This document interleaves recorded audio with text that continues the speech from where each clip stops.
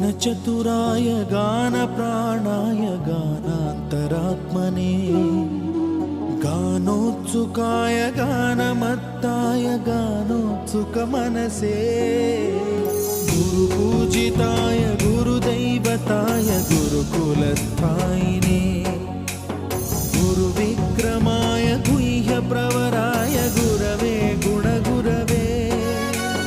गुरुदैत्यकलक्षेत्रे गुरुधर्मसदाराध्याय गुरुपुत्रपरित्रात्रे गुरुपाखण्डखण्डकाय गीतसाराय गीततत्त्वाय गीतगोत्राय धीमहि